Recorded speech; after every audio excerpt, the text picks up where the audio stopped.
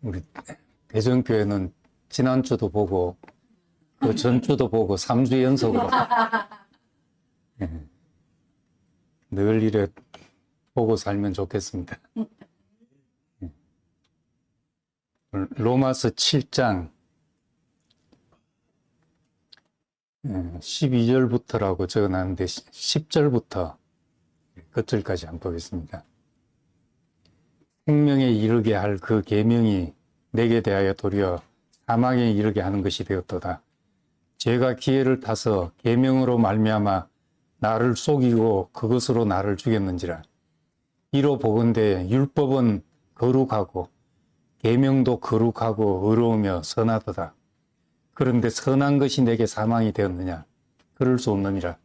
오직 죄가 죄로 드러나기 위하여 선한 그것으로 말미암아 나를 죽게 만들었으니 이는 계명으로 말미암아 죄로 심히 죄되게 하려 함이라. 우리가 율법은 신령한 줄 알거니와 나는 육신에 속하여 죄 아래 팔렸도다. 내가 행하는 것을 내가 알지 못하노니 곧 내가 원하는 것은 행하지 아니하고 도리어 미워하는 것을 행함이라. 만일 내가 원하지 아니하는 그것을 행하면 내가 이로써 율법이 선한 것을 시인하노니 이제는 그것을 행하는 자가 내가 아니요 내 속에 거하는 죄인이라. 내 속 곧 내 육신에 거하는 육신에 선한 것이 거하지 아니하는 줄을 아노니 원함은 내게 있으나 선을 행하는 것은 없노라.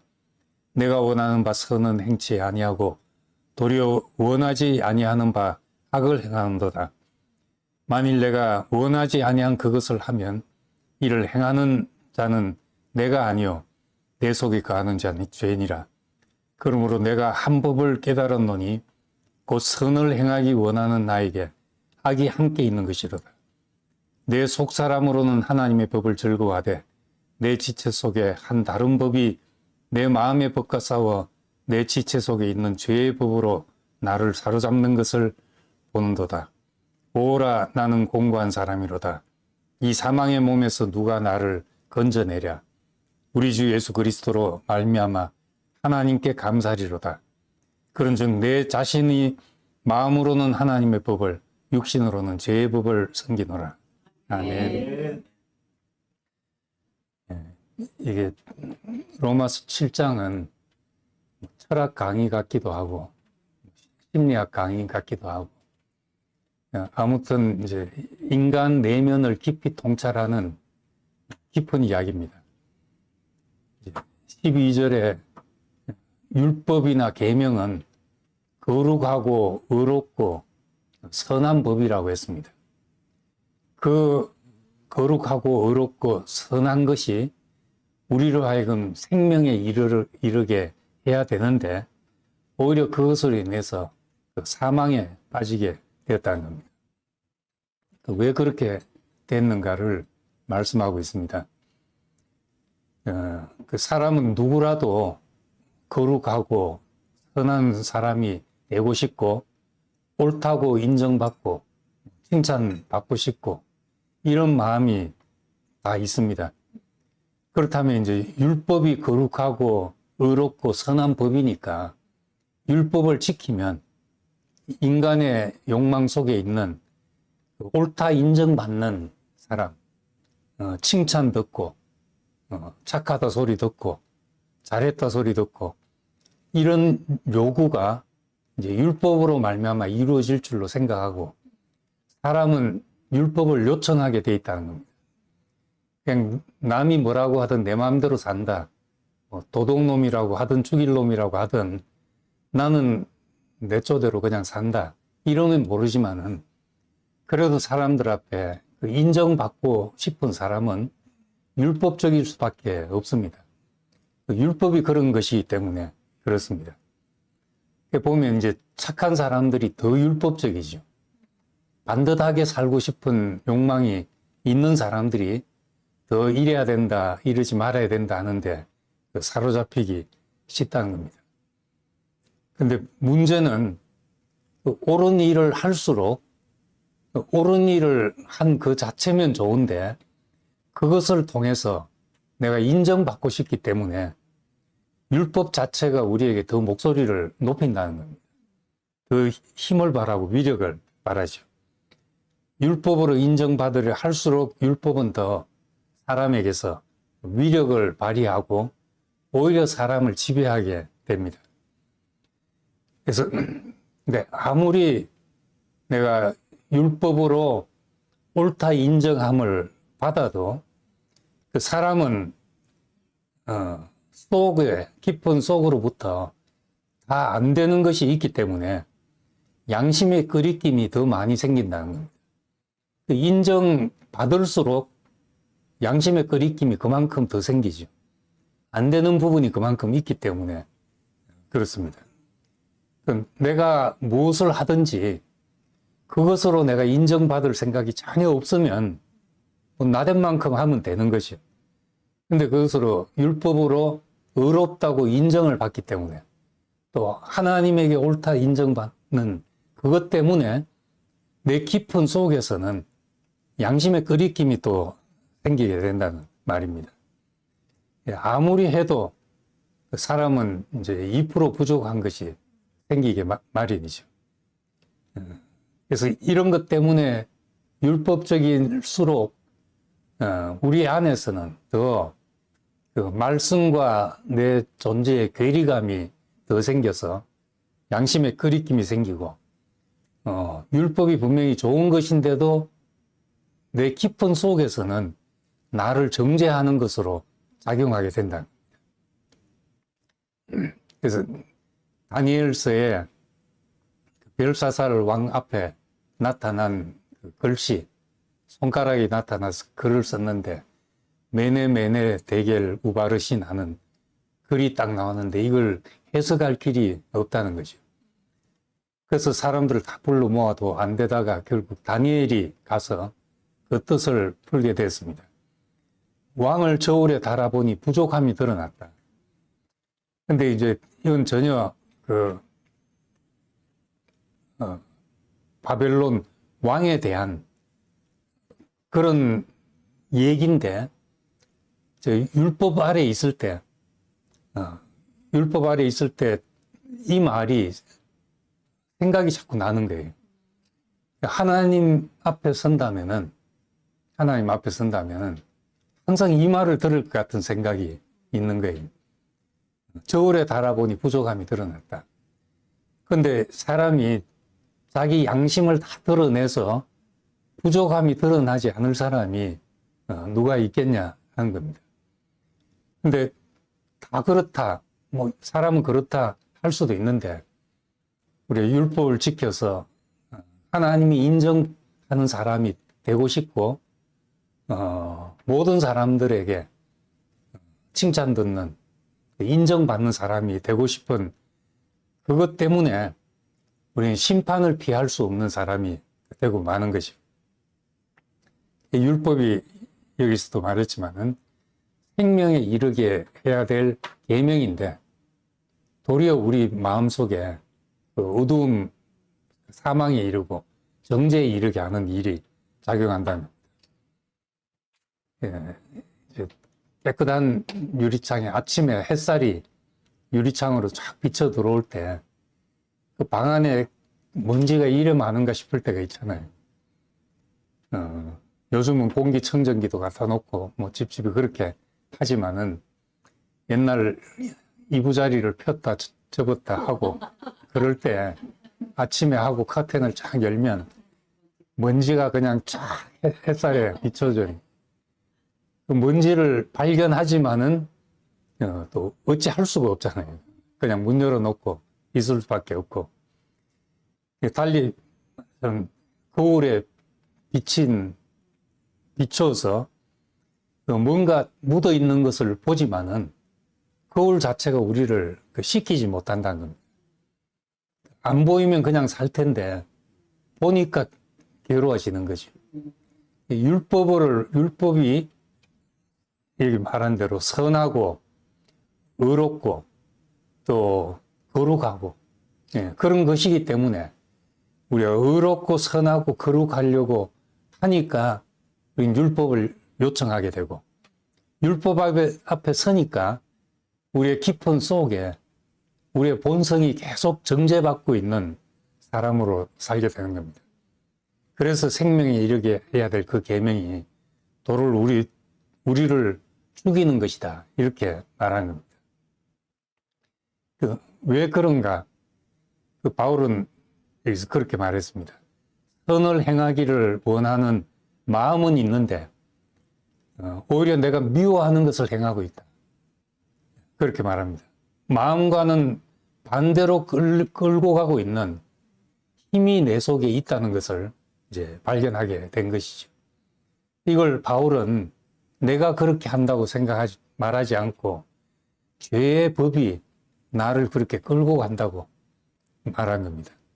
내가 원하는 건 분명히 참 바르게 살고 싶고 모든 사람이 좋아하는, 인정받는 그런 사람이고 싶은데, 그런데 내가 그렇게 안 되는 것이 있더라는 것이. 이 안 되는 그것을 바울은 안 되는 사람을 정죄하지 않고 죄의 권세가, 다시 말하면 로마서의 죄라고 말하는 것은 사탄이란 말과 대치시켜도 되는 말입니다. 죄의 권세, 사탄의 힘이 우리 속에서 왕노릇하고 있어서 그렇다, 이렇게 이야기를 합니다. 이런 문제를 기독교인만 고민했겠습니까? 다른 종교나 철학이나 모든 사람 속에 있는 문제이기 때문에 고민을 한 거지. 인간은 옳음을 알아도 그 옳음을 아는 대로 되지가 않는다.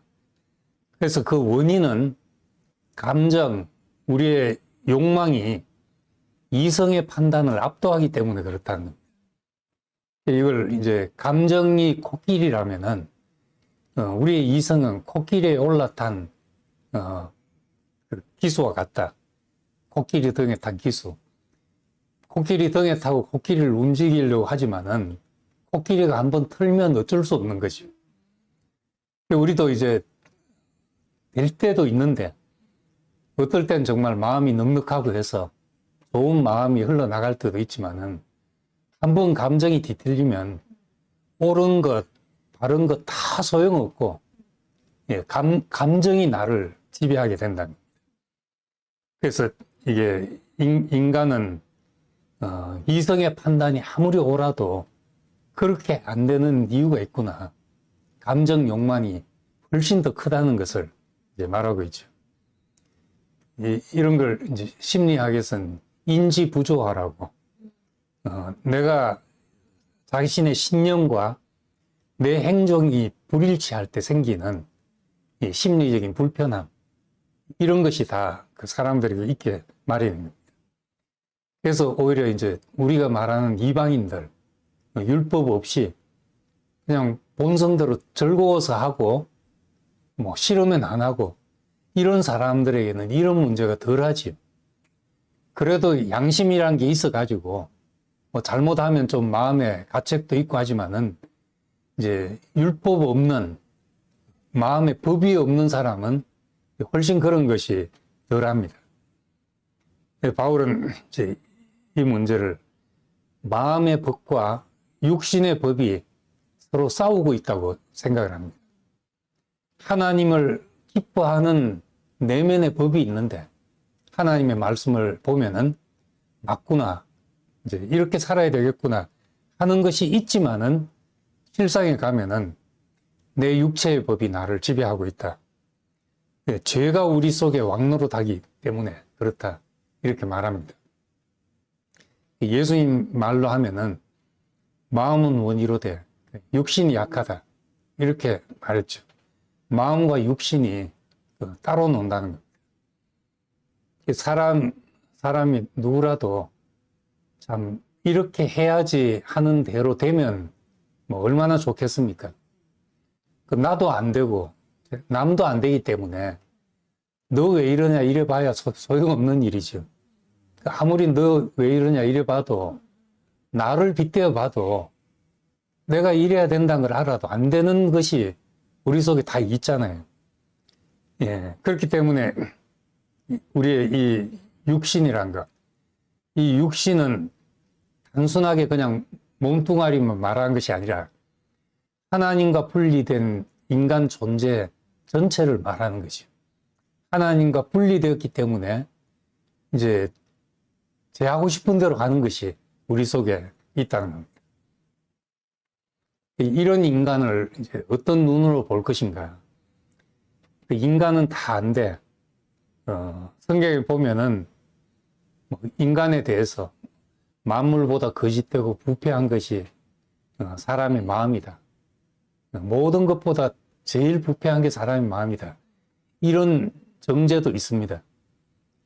그런데 근본적으로는 인간은 하나님 앞에 긍휼이 흐르는 존재로 지음받았다는 것이죠. 시편 103편 13절 이하에 보면은 아비가 자식을 긍휼히 여긴 같이 여호와께서 자기를 경외하는 자를 긍휼히 여기신다.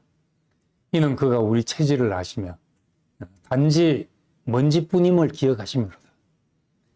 그래서 인간은 우리의 체질을, 그런 체질을 아시기 때문에 하나님의 긍휼이 흐르도록 우리를 지으신 거죠.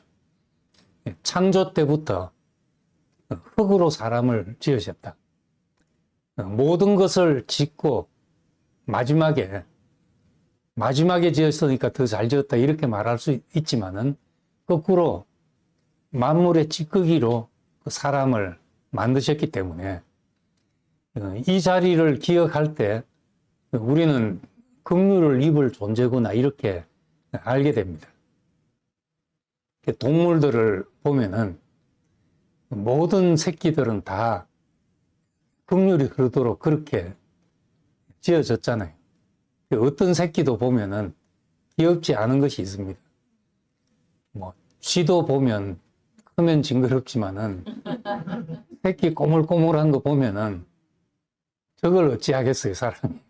그런 마음이 들거든요. 그래서 개미 이런 것도, 거미 이런 것도 그 살아가는 지혜가 탁월하고, 얼마 전에 제가 그 애들이 거북이를 키워가지고, 이제 애들은 사놓고 나면 어른들이 돌봐야 되잖아요. 그래서 이제 먹이를 이래 주다 보니까 먹이 줄 때마다 이제 내가 가면 거북이가 나오는 거예요. 나와서 고개를 내밀고, 그걸 고개를 내밀면 눈이 보이는 거예요, 얼굴에. 눈이 마주치잖아요. 먹이를 주고 하다 보면 눈이 마주치면 이상하게 미물이라도 정이 들거든요. 사람도 그렇지만은 동물들하고도 눈빛이 교환이 되면 정이 들어가지고 어찌할 수 없는데, 그런 미물도 이게 긍휼이 흐르도록, 그래서 살 수 있도록 다 지어놨다는 거예요. 난 거북이 보고 그랬는데 어떤 사람은 달팽이를 키우는 사람이 있더라고요. 얼마 전에 페이스북에서 누가 올려놔서, 그러니까 달팽이한테 핀셋으로 아주 얇은 먹이를 이렇게 줬는데 키워 나와가지고 눈이 그냥 대롱처럼 계속 이렇게 앞을 향해 보는데 달팽이도 눈이 보이더라고요. 그리고 그 핀셋 같은 데로 집어주는 그 정말 작은 그거를, 입도 그냥 젤리처럼 생겼어요. 허물허물하게. 그걸 먹어서 삼키는 걸 보면서 그 순간 이게 사람하고 뭐가 다른가 싶은 생각이 들죠. 자세히 보면 다 그 사람 마음에도 그런 동물들을 향해서 긍휼이 흐르도록 지어졌는데 하나님 앞에 사람이 그렇게 지어졌다는 겁니다. 그래서 아버지가 자식을 긍휼히 여긴 같이 여호와께서 자기를 경외하는 자를 긍휼히 여기신다. 우리는 이제 긍휼을 입을 존재로 있다는 것이 나를 용납하게 되고 다른 사람도 용납하고 하나님과 회복되는 그 시작이 된다는 겁니다. 모자람 때문에, 우리의 모자람 때문에 사실은 공동체가 필요하고 연합하여 살도록 이제 그렇게 만들어 놓으신 것이죠. 화학 공부를 좀 하면은, 예, 모든 물질은 전자가 모자라거나 남거나 해가지고 결합력이 생기잖아요. 그리고 이런 것이 이제 모자람이나 더함이 없으면 그 불활성 물질이 가지고 반응을 잘 안 합니다. 다른 거하고. 지 혼자 살아야 되는 물질이 되죠. 그런데 그 생명체, 모든 지구에 있는 모든 생명체의 공통점이 탄소 화합물이라는 거예요. 그래서 유기물은 다른 말로 하면 탄소 화합물이죠. 탄소라는 그 특징이 그 결합력이 제일 강한 그런 원소입니다. 가볍고 결합력이 강하기 때문에 그 물질을 무궁무진하게 만들어내는 거예요. 사람 몸에 필요한 많은 화합물들이 전부 탄소하고 어떻게 결합되냐에 따라서 만들어지니까 이게 이제 신기한 물질이죠. 우리는 산소가 생명에 제일 중요하다고 생각을 하는데 산소는 팔이 2개인데 탄소는 팔이 4개나 되는 거예요. 그래서 더 많은 화합물을 만들어서 우리 몸에 필요한 필수 아미노산만 해도 뭐 20종이 넘고 아미노산 종류가 수도 없이 많은데 이게 전부 탄소가 어떻게 결합되느냐에 따라서 생겨나죠. 손톱, 발톱, 머리카락 전부 지금 탄소가 만들어내는 작품들이란 겁니다. 그리고 DNA가 수천 년이 흘러도 수만 년이 흘러도 변하지 않고 그대로 유전되면서 복제와 변이가 가능한 것. 안정되면서도 유연한 그 신기한 원소가 되죠. 이게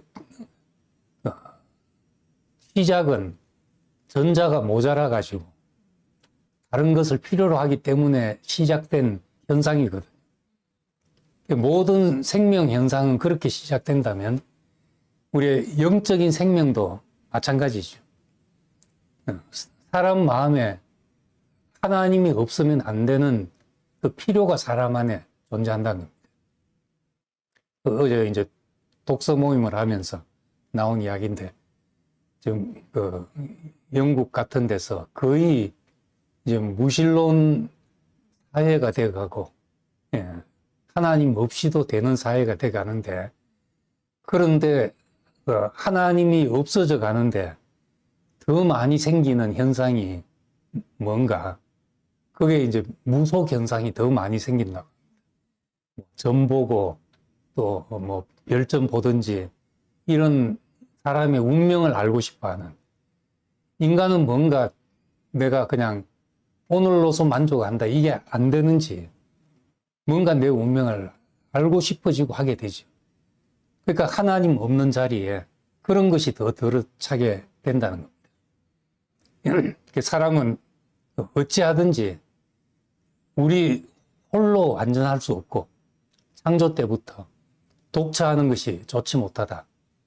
혼자서 완전할 수 없는 존재로 지어져서 누군가 필요로 하고 연합하게 돼 있다는 거죠. 우리가 부족하다고 생각하는 이것, 모자란다고 생각하는 이것이 내가 율법으로 의롭다함을 받으려고 할 때는 내 속에 끝없이 정죄가 생기는데 오히려 부족함을 내놓고 나는 이런 사람입니다.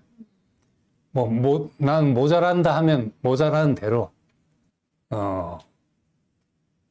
때로는 욕을 하면 난 욕을 들을 사람이다 생각하고 그렇게 내가 무엇으로 율법으로 인정받으려는 생각이 내려놔지면은 그때 우리는 이상하게 율법의 정죄에서 해방이 돼가지고 하나님이 주신 있는 그대로가 나에게 복이 돼서 다른 사람과 더불어 복을 나눌 수 있는 사람이 된다는 겁니다. 이 7장에서 8장으로 넘어가는 이야기입니다. 모든 생명체는 모자람과 결함이 빚어낸 작품이다. 그렇게 생각하면 우리는 하나님과 관계, 또 형제들과의 관계, 이 모든 관계는 모자라기 때문에 서로 필요해서 우리가 함께 사는 건데, 그러자면 우리를 덮어야 되는 것이 긍휼과 은혜가 우리를 덮어야만 살 수 있는 존재가 된다는 말입니다. 나로 안 되는 그 약함 때문에 우리는 하나님과의 연합의 길이 열리고 형제가 연합해서 함께 동거하는 그 삶이 시작이 됩니다. 그래서 바울은 지금 사람이 안 되는 문제에 대해서 율법 잘못도 아니고 심지어는 사람 잘못도 아니라는 이야기를 지금 하고 있는 말씀입니다. 율법도 거룩하고 의롭고 선하고, 그리고 그것은 원래 우리를 살게 하기 위해서, 생명을 주기 위해서 하나님이 주신 것인데, 여기에 뭐가 개입해가지고 이게 우리를 정죄하고 죽이는 법이 됐냐. 그래서 지금 로마서를 하면서 사실 이제 이런 이야기를 하려고 처음부터 이야기하는데, 부분 들으면은 이제 율법이 왜 나쁜 거냐 이렇게 또 반문한 사람도 있거든요.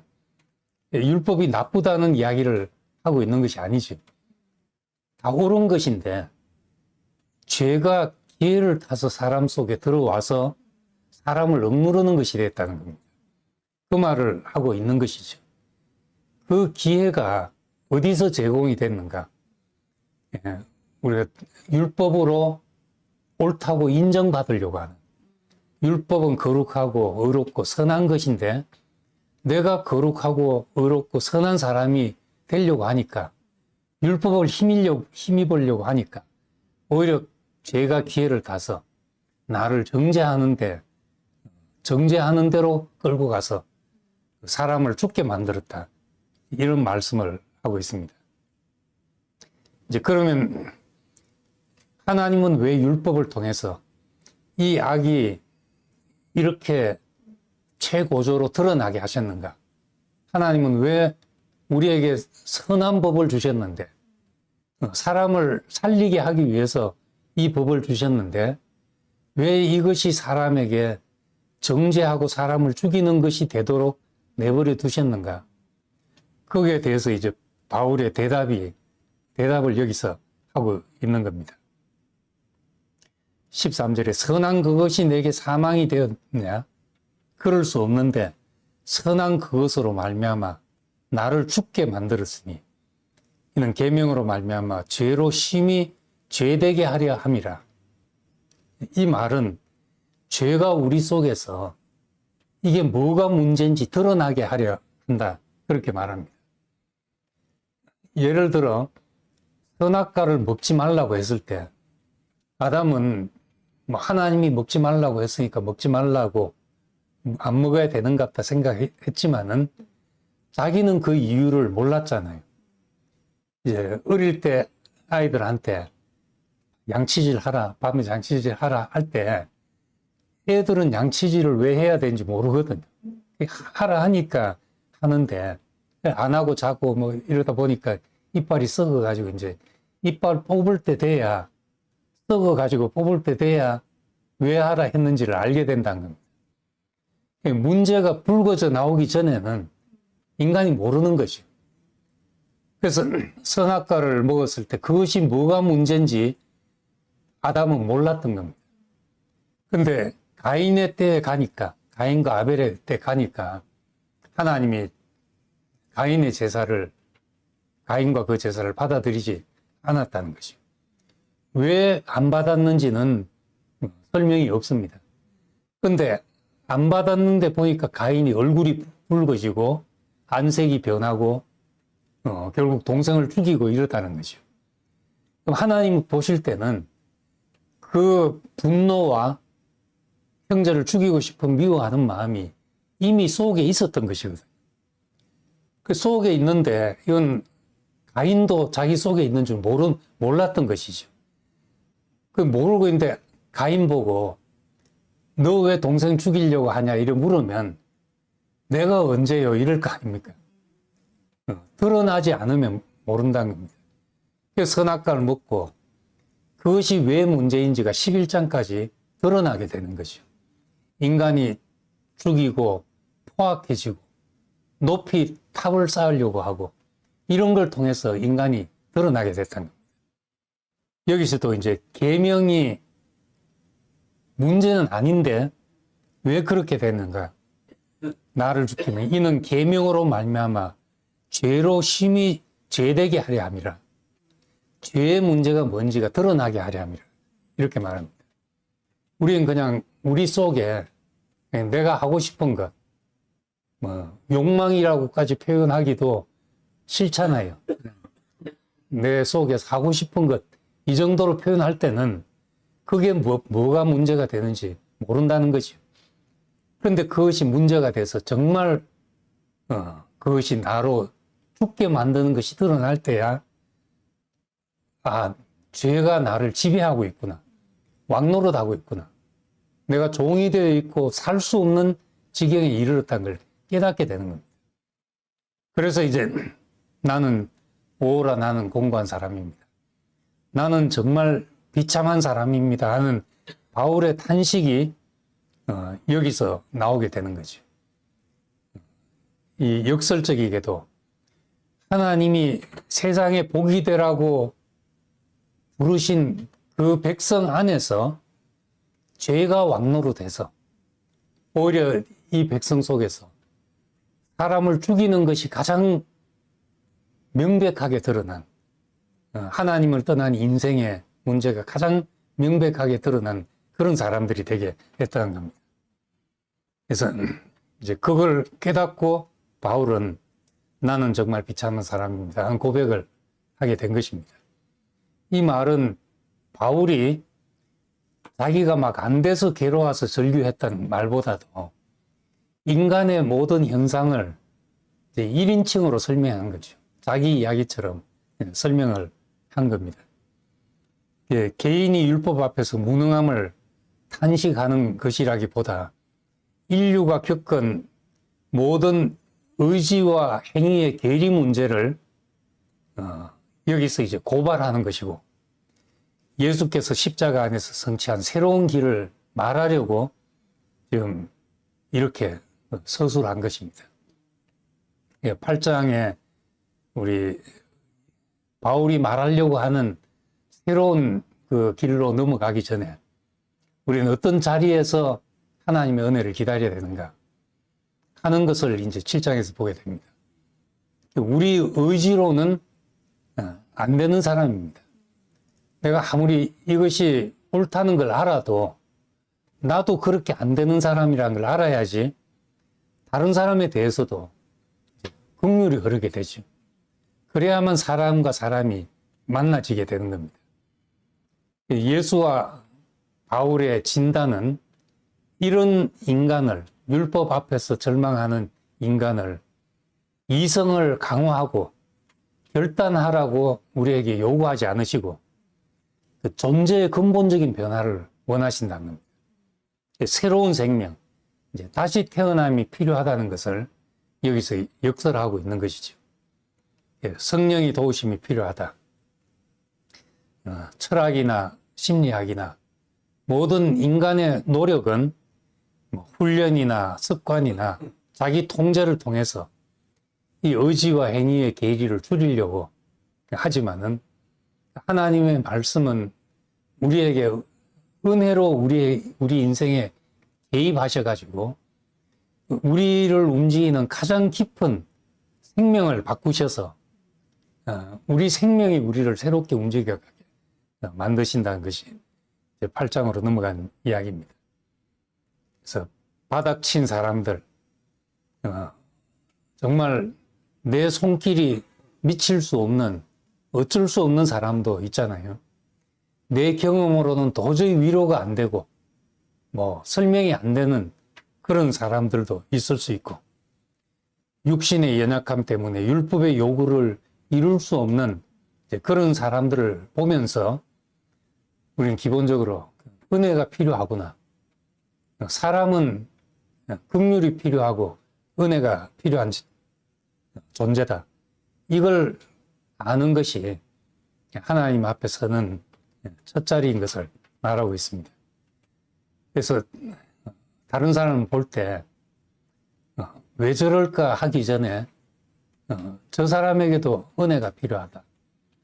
나도 나의 나된 것이 하나님의 은혜라고 우리가 말한다면은 저 사람에게도 은혜가 필요하기 때문에 저 자리에 있다는 것을 알게 되고 하나님이 그 인생에 개입하시겠구나 라고 우리는 생각하게 되는 겁니다. 은혜가 필요한 사람으로 또 늘 은혜를 구하는 그 마음으로 살 때 이제 사람과 사람이 만나질 수 있는 자리가 거기서 생겨나게 되죠. 그래서 우리 안에 뭐 누구도 내가 이런 일을 했다는 것으로 자고할 수 있는 사람은 아무도 없습니다. 오늘 했다 할지라도 우리는 또 내일 어떻게 될지 모르죠. 우리 안에는 지금도 우리가 모르는 부분이 우리 속에도 더 많이 있습니다. 평생을 살아도 사실은 내가 경험해보지 못한 일이 더 많고 그런 일 앞에 부딪힐 때 나한테서 뭐가 나올지 모르지요. 이런 인간으로 하나님 앞에 선다면 옳다 인정함을 받는 것으로 내가 설 수가 없고 은혜가 필요한 사람입니다. 내가 긍휼을 입을 존재입니다. 이 마음으로만 하나님 앞에서 올바른 자리매김을 할 수 있을 것입니다. 또 이 마음이 우리를 연결하는 이제 끈이 되죠. 로마서 7장 오라 나는 공고한 사람이다. 누가 이 사망의 몸에서 나를 건져내랴.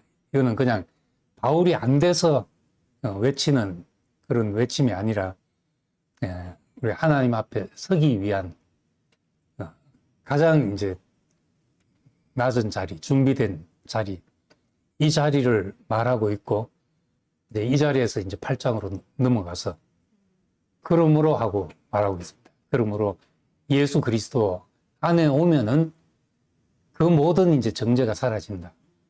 결코 정죄가 없다. 생명의 성령의 법이 이제 죄와 사망의 법에서 너를 해방함이라. 그래서 이 로마서 8장을 로마서의 신장이라고 하고 그 바울이 말하고 싶은 것이 사실은 이제 8장 안에 다 담겨져 있습니다. 오늘 이제 그 준비 과정으로 7장 마지막 말씀을 했는데 우리는 언제라도 내가 어디에 이르렀든지 간에 하나님 앞에 나는 비참한 사람입니다. 누가 이 사망의 몸에서 나를 건져낼 것입니까? 오늘도 은혜가 필요한 사람으로 내가 은혜를 구하는 마음으로 삽니다. 이런 마음이 우리의 깊은 바닥에 깔려 있기를 소망합니다. 기도하겠습니다.